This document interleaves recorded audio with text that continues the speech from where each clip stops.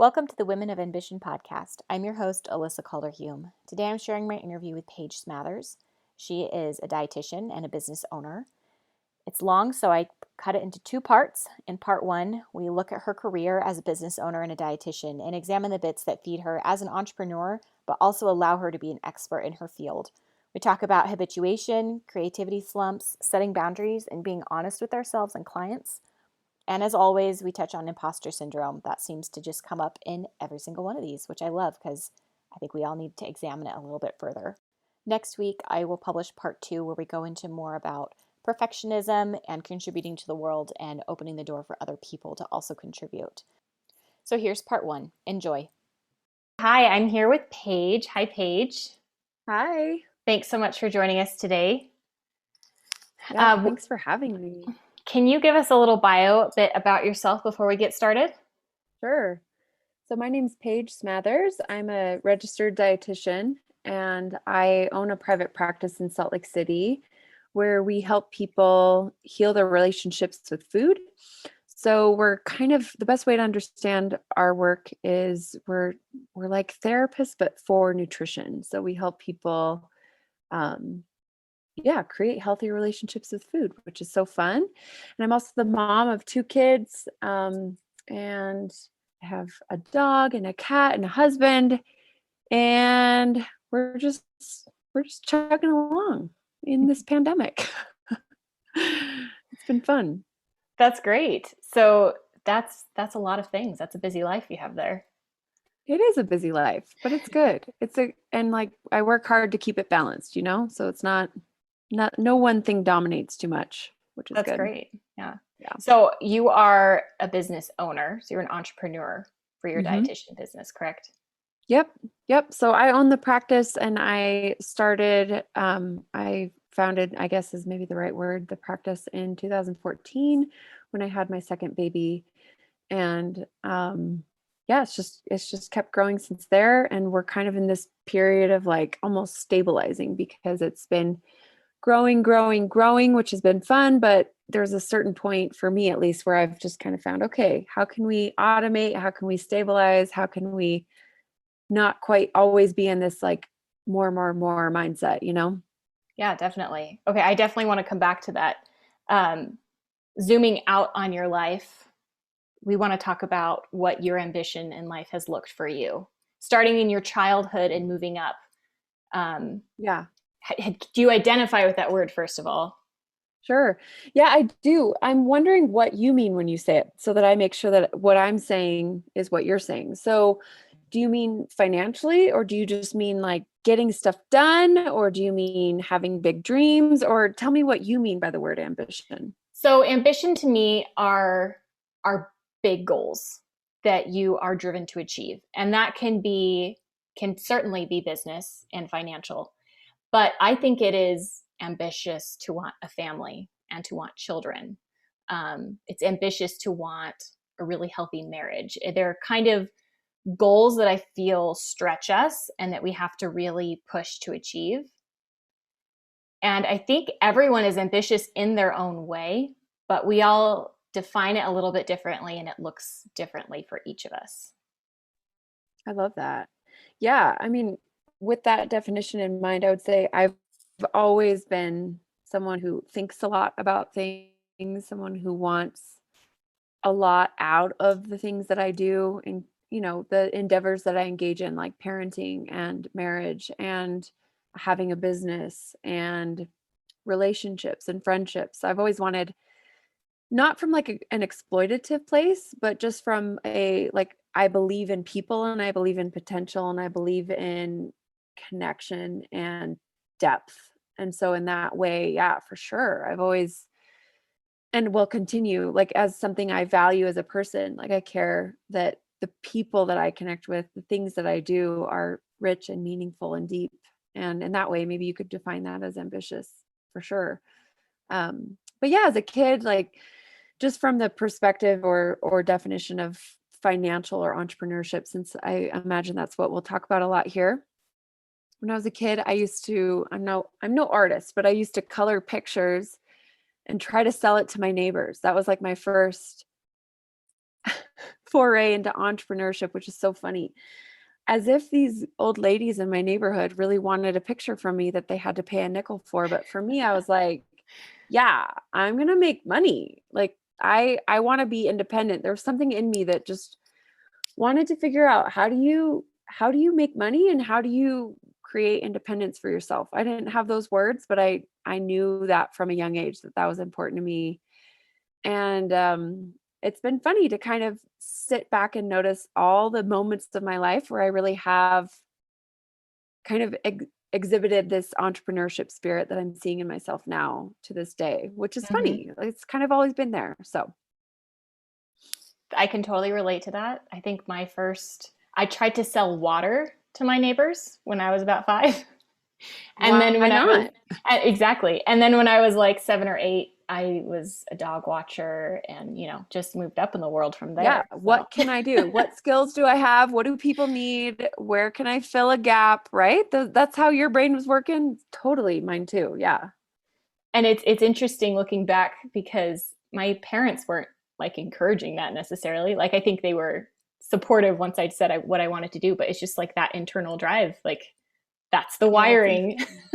right. Right. It's in you. Yeah. Mm-hmm. So where did that take you in life? That you're an entrepreneur just by your wiring. Where did you go with that? Well, I always had jobs. So I never was one to just sit around and do nothing or really have a lot of downtime as a kid. This is maybe something I'm learning as an adult to try to like be okay with leisure and fun and all that. But I think part of it was just being raised in a divorced parent situation. I just was bouncing it back and forth in between houses and everyone had a different way of doing things and I just didn't want to need anyone. I wanted to be on my own for better or for worse. That's kind of where my head went.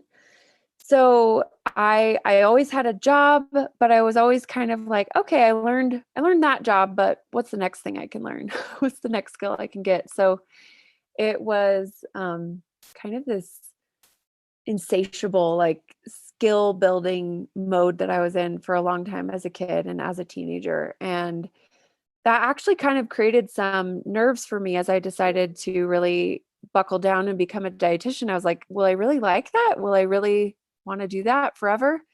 And I make no promises that I will want to do that forever. We'll see. But yeah, for now it's fun. I'm able to find like a really good balance of different skill sets of being a dietitian and then also being an entrepreneur and trying different things and evolving and growing and kind of not being too settled into like, this is the way things are done, but being open to different things as they come.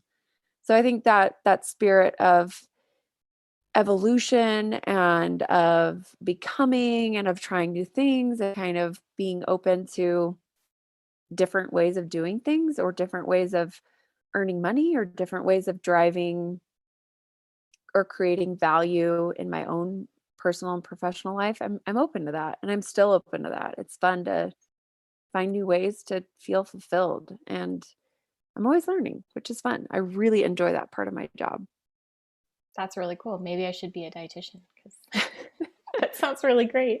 It's really I mean, it's more the entrepreneur part that Yeah. that brings me that. So it's like, gosh, you have to learn how to be a marketer and you have to learn how to communicate and you have to learn how to write and you have to learn how to manage. In my situation, I have 3 dietitians who work with me. So it's just constantly learning new skills and new things that really, I mean, it's not for everyone, right? Like some people are like, no, I just want to learn what to do and do it. Mm-hmm. But for me, it's like, no, it's really fun to kind of try different things always. Well, it sounds like you have this great marriage of being an expert and also the creative drive to keep learning and evolving. Yeah. So you've said you've had this like internal entrepreneurship motivation. Has there been times when that drive has been low or is it just always there for you? That's such a good question. When so have you, I don't know, Alyssa, I'm sure you've heard of this term, habituation, which is like a scientifically studied phenomenon where when something's new to you, it's very exciting, and you're very motivated, you're very interested, you're very engaged. And then once it kind of becomes more commonplace for you, it's just like, meh, whatever. So Yeah, I know all about that. yeah, are you familiar? We've all experienced this. So I think for me with my entrepreneurship arc, I would say there's so much about what it means to be an entrepreneur that's very genuinely exciting to me. Like I have really loved kind of creating a really informative, authentic website, and to be able to be creative with how I lay things out and how I explain things and the language I use and the links I put in there, and just sort of very thoughtful about that. Now, I didn't go to school to do that. That's not something that I necessarily knew that I would like, but I'm like, yeah, that's fun for me. And I still enjoy doing that. So that's not something that I outsource. That's something that I do myself. So what's funny is I think as being more settled into this entrepreneurship place has kind of settled into my world, which for me took, I would say, probably 3 years of really trying to build my practice and my brand and trying to figure out what is my mission, what are my values, why am I here, what the heck am I doing? Um, it's not like after those 3 years, I all of a sudden was like, okay, stamp, here we go. This is what I'm doing. It still evolves, and I'm open to that. But as I've felt like there's systems in place and income is reliable and people on my team know what they're doing, it doesn't require so much constant attention. I have noticed there is a time of year for me that I just stop. I just can't. I just cannot. And for me, it's like Thanksgiving, November-ish through December and sometimes into January. I just like it's almost like I hibernate, and it's not on purpose. It's not planned. Maybe next year I should plan it. But this year I totally found myself just like, I can't work. What is wrong with me? Have I lost it? Have I lost my like mojo? It feels like. And it was interesting. I mean, obviously this year coincided with all kinds of other things that aren't normal in our world, but it was funny. In January, a couple of events sort of collided this year, and I just one day sort of felt like, oh yeah, I'm creative again. Oh yeah, I have ideas. Oh yeah, I'm like back. I'm engaged. And I always have felt engaged for my clients, but for the like other tasks like blogging or getting on social media or networking or putting in proposals for presentations, those types of things, I just have felt completely unmotivated for the last few years during the month of January or December and January. So it's actually good for me to talk about this because now I'm kind of like, yeah, this is a thing. I should really just plan for that. Like December is low key because it seems to be a theme. So yes, there are times where I feel low energy, low motivation, but I'm becoming more comfortable with like, that's okay. And there's seasons for everything. And if and when I decide, gosh, I'm really not feeling it, like that's okay too. And maybe I don't know. I think there's things you can do at that point to kind of decide what the next right move is. But for me right now, I'm still really excited about my practice and where I am and what I'm doing. And there's no end in sight for me at this point. Yeah, that makes sense. I like the idea of looking towards the future and saying, hey, those months are going to be low months for me. I'm going to maybe do some extra projects that I can make up for that time, or just say, no, this is my plan. And it's not a failure. It's part of the plan from the beginning. And you just Yeah. pacing yourself appropriately and just recognizing what you need. I mean, it's intuitive working. You do intuitive eating. Yes, exactly. No, that's such a good point. Like planning it rather than being surprised. And we plan ideally, we plan rest into our days. So why don't we plan rest into our like seasons with entrepreneurship? I think that's also really reasonable. And actually talking about it out loud is helpful for me. Good. Have you ever, so you had slumps in creativity, but do you like doubt yourself when you're stretching or trying something new? What do you do in those moments? Oh my gosh. Yeah. Imposter syndrome. Is that what you're talking Yes, about? we can talk about that. Yes. Yeah. I mean, I'm lucky and grateful that I have good training and I feel really, I've always been a pretty confident person. So as a personality, I feel like I'm honest about what I can and can't do. And I'm not a BSer, so I'm not gonna I'm not gonna pretend like I'm good at something that I'm not. I think that actually works to my advantage because I really try to be as authentic and real and honest about what I do and what I don't do. So that I think that sets me up for not feeling as much imposter syndrome as if I were to try to be someone I'm not or try to claim I know stuff about things that I don't. Hmm.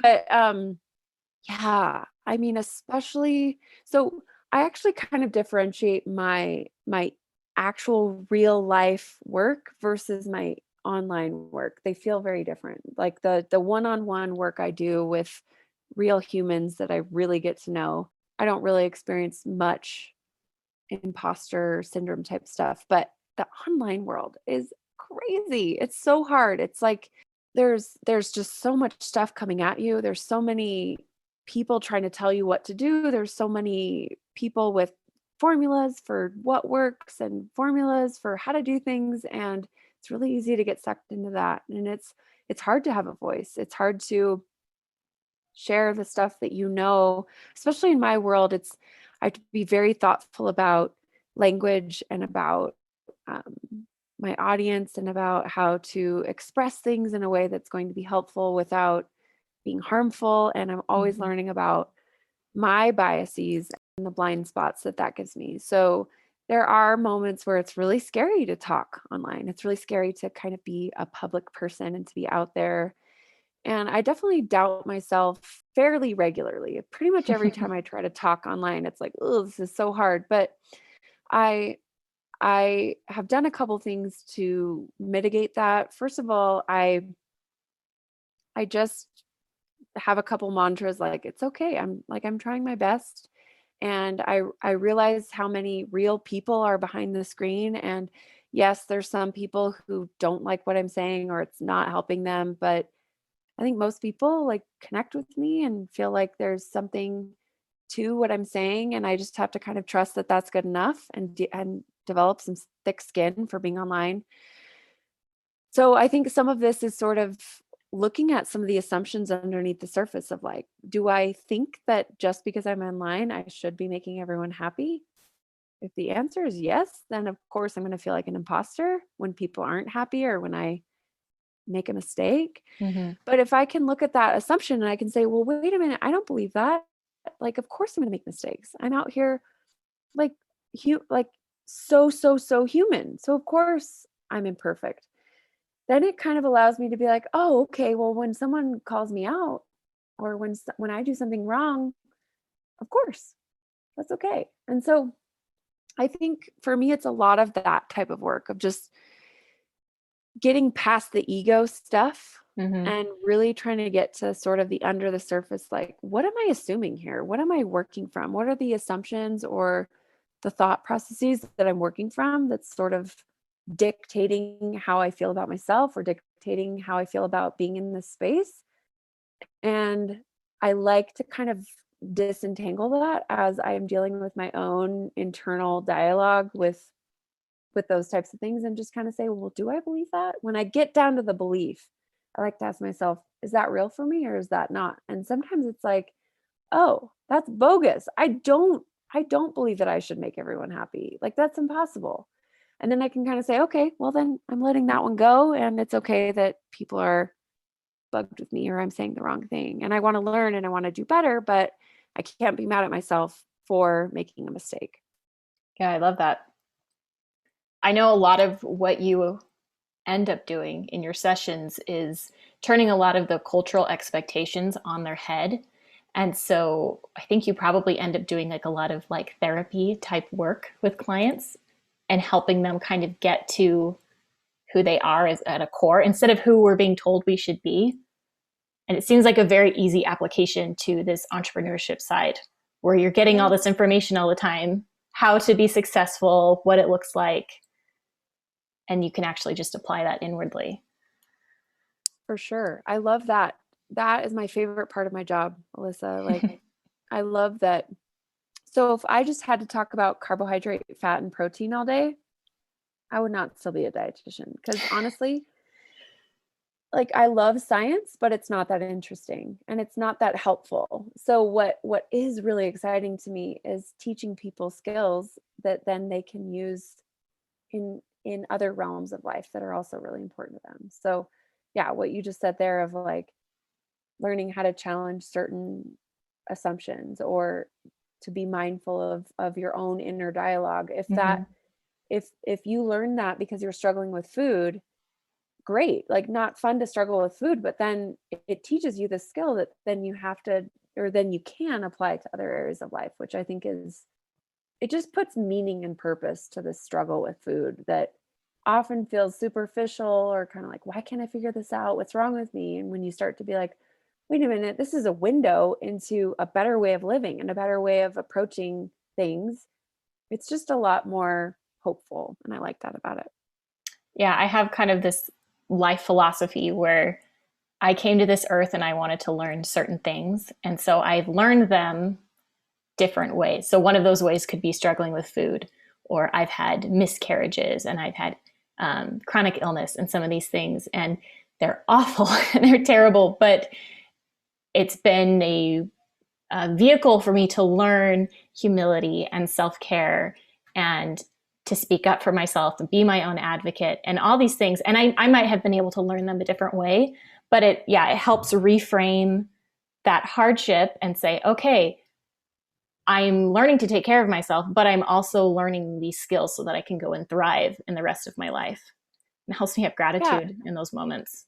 exactly. And without that, would you have learned that, or would you have just kept going, going, going? Like, it's hard to Yeah. say, you Well, know? and I probably would have a lot less empathy and then maybe fewer connections and friendships and with people in the world, and I'd have a limited perspective, and like there's this whole domino effect that can For happen. sure. Ooh, I love that. That's giving me goosebumps. I love that. So have you had people who are actually in your life shame you for the goals that you're setting for yourself? No, not really, to be honest. The closest I've come to it is more acquaintances who will sort of proverbially like pat me on my head and be like, "Oh, that's so cute. You have a blog." And it's like, "Okay, that's not how I make money. That's not my job. That's like a tiny itty bitty percentage fraction of the way I spend my time professionally." Um, Do you see like when you ask those questions, people will pick out like the one thing that they feel like they can relate to or they understand, and they'll be like, "Oh, that's your answer." And it's like, dude, I right, said 10 right. other things. You're going to pick out the blog thing that I spend like 5% of my time on. Oh, it's so funny. One thing that I like just feels like a theme over the last decade of my life is whatever people say, it's really more about them and it's not about me. So when someone says something like that, I'm like, okay, yeah, that's your way to relate to me, or that's your thing, or maybe that's something you've seen me share. And it's easy to get offended. Like, my ego is way ramped up. Like, what? You don't know that I make more money than my husband, and you don't know that I've worked so hard, and whatever. Like, I want to like explain myself, but I kind of tone that down and I'm like, yeah, it's really great having a blog. you know? It's so silly, but yeah, I haven't really felt much shaming from most anyone, and anyone who, I have my favorite like one-liners when someone's being kind of a jerk about it, or I can tell they're being a little bit condescending. I love telling them that I make more money than my husband. And your I husband love is not a slacker. He's a very hardworking guy. He's very smart. Right. And Just to he's a put that out there in the geologist. world, like, Right. Right. But I kind of love the look on people's faces when they're like, "Oh, that's cute. You like work from home. You're cute." I'm like, "Oh, I actually pay rent. I like have an office and I make more money than my husband." Like, take home, not even gross. So anyway, yeah, and my husband's fine with that. I wouldn't do that if he wasn't fine with it, but he gets a kick out of that too, and we're on the same team there. But yeah, in general, people are like supportive, and maybe they don't understand exactly what I do. Most people don't seem to care too much. So I kind of keep it low key. I don't try to explain myself all the time. But yeah, in general, most people are. I grew up in a very So I grew up in the Bay Area of California, like a very supportive home life. My dad would always tell me, you can be whatever you want to be when you grow up. And I remember that really meaning a lot to me as a kid, just kind of not sure what's okay for me as a woman. I did feel very ambitious, like in my heart and soul, like I had a fire inside of me. And I was kind of like, I don't know if I don't know, like, am I going to be accepted if I really am who I am? But I think at an early age, it was instilled in me, like, whatever you wind up being is good. You're good. You're a good person. And I feel like that has served me really well. So props to my cute dad and my cute mom, who have both been really supportive and awesome. I love it. Awesome parents. So next I want to talk about more of the balance of your life. What supports have you put in place? What habits have you instilled to be able to do all these awesome things? Okay. Well, help direct me if I'm like talking in the weeds here, but I think for me, it's like a constant sort of inner dialogue of how do I want to spend my time? How do I want to live ultimately? Like, what is life about for me? And as much as I love my professional life, it's only a part of my identity. It's not who I am fully.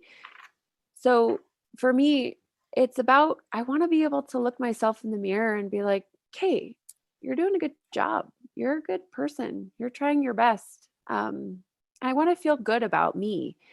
So there's moments in entrepreneurship where you can make decisions that can feel a little less than that, like a little like, "Ooh, this is a tiny bit problematic, but it would make me a lot of money, or it would send me in the right circles, or it would Are give you me talking this about opportunity." compromising your values or like compromising your time Both. or your quality of work, like just all of Both, those all of things? it.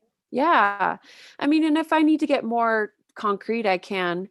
But in general, it's like, it's just having these conversations like, how do I want to spend my time and what do I want my life to look like? And then saying no to things that don't do that for me. So, you know, an example would be every single Monday, I don't see any clients. So I don't make money because the way I make money is billable hours, face to face time. So, on paper, it's like, why would you do that? Why wouldn't, like, your kids are at school? Why wouldn't you get something done? Why wouldn't you make some money? But I have learned that in order to show up in the way I need to show up for them, I have to have downtime. I have to feel full. I have to feel transitioned into my work week. And I know this sounds a little like, okay, you're such a wimp. Like, what's wrong with you? But like, honestly, the stuff that I deal with my clients is heavy. People have comorbidities with mental health stuff. There's a lot of heavy stuff that I deal with, and it's a lot. It takes from me. And it's good. I want to give that. I want to offer that. But in order to do that, I have to be in an okay place myself. So there's a lot of navigating time versus money, emotional health and well-being, physical health and well-being. How do I keep myself like professionally fulfilled and satisfied while also remembering, why do I work? Well, it's not just to keep working. It's so that I can enjoy my life and have downtime and sit with my family and do silly stuff, or like go out on a hike, or like go on a little vacation. That's why I do those things. So, or have a plumbing disaster like about Alyssa in my house last week. And we just, it was like 6 grand. And it's like, okay, pay that, no problem. And it's just nice. It's nice to be able to have enough money to be able to not have to bat an eye about that kind of thing. So I think boundaries, saying no, staying clear about why am I doing this? What is important to me as a person, and saying no to the things that don't align with that. There's been so many examples of like, oh my gosh, this is so uncomfortable to say no, but it's the right thing for me to do. And it turns out great, but it's uncomfortable in the moment because it just like, it doesn't make sense on paper. Thanks for joining us for part 1 of my chat with Paige Smathers. Next week, I will publish part 2. This episode of the Woman of Ambition podcast is sponsored by There May Be Typos, a company based in psychoeducation run by therapist Danielle Calder. Yes, that is my younger sister. She's also the person behind that Instagram account, Our Mother in Heaven. There May Be Typos is holding a special live online class on the topic of boundaries, what they are and how to set and maintain them, and what gets in the way. Each class includes an educational part, a discussion, and a Q&A. There May Be Typos is holding a special class for listeners of this podcast. We're getting priority entrance to the class on April 8th at 7:30 p.m. Pacific Standard Time for $15. This is a special offer for listeners here. Danielle's giving priority entrance to anyone here who emails her at theremaybetypos@gmail.com. I'll be in this class. We can hang out and chat if you want, learn a little bit more and get to talk about boundaries like we talked about today with Paige. So join us there if you'd like. The Women of Ambition podcast is a Big Round Schoolhouse production, edited and hosted by me, Alyssa Calder Hulme. For show notes, please visit bigroundschoolhouse.com. To contact us or to suggest an interviewee, email Alyssa at bigroundschoolhouse.com or message us on Instagram at Women of Ambition Podcast.